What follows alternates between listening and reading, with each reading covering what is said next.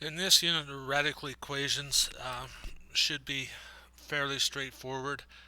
What we're going to do is we're going to get the radical isolated, and then if we square it and the term on the other side, our equations become the same. So I have a radical 5 and then a plus 5 equals 13.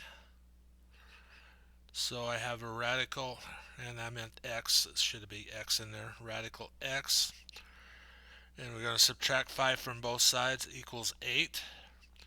And now we're just going to square both sides, so we're going to go radical x squared equals 8 squared, and radical x squared is just x equals 64. Same concept on the bottom.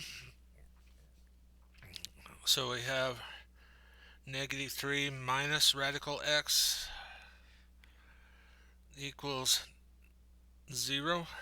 We're going to subtract 3 both sides. We're going to subtract 3 to both sides. Negative radical x equals negative 3. At this point, we're going to drop the negatives, multiply by negative 1 on both sides, and we're going to get a radical x squared is equal to 3 squared. X is equal to 9.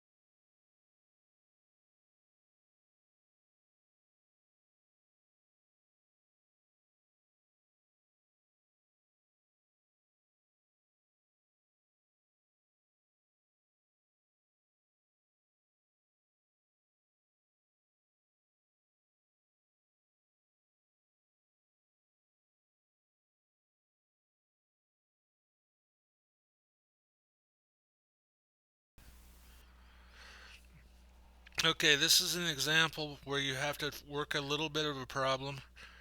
You need to, first off, subtract 3 from both sides so that you have whatever's multiplying your radical. Then divide by that number that's multiplying the radical. Then square both sides. And then what you have under the radical you need to move to simplify. So each step is shown to you here. We'll work some problems similar to that. But here's another situation. We have a radical on both sides. So we have 2x minus 1 equals x plus 4. We're going to square both sides. So if I go back and square, I end up with 2x minus 1 is equal to x plus 4. I'm going to subtract my x from the left side to the right side.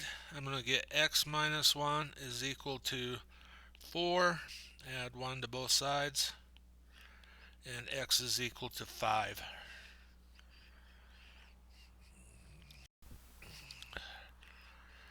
Here's an example of a cubed root. I'm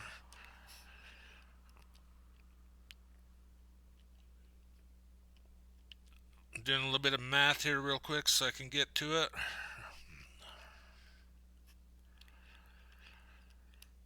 Okay, so we're going to follow that same principle. We're going to use 5x minus 2 equals 12, and we're third root of that. So what we're going to go,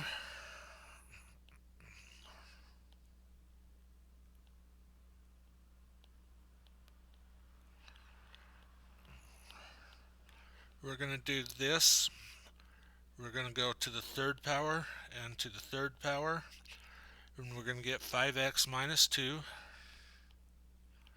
is equal to 1,728.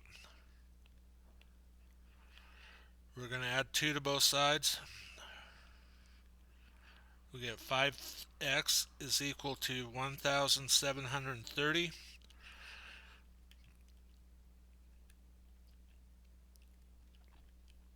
And divide by 5.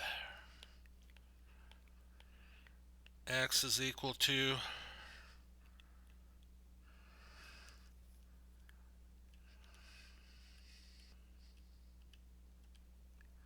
346.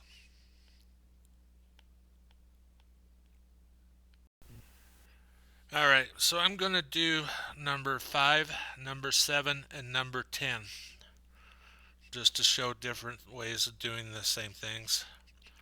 So 5 and 6 are similar. X plus 4 plus 7 equals 11, minus 7 minus 7, x plus 5 equals 4. Go back and square those terms. We get x plus 5 equals 16. Subtract 5,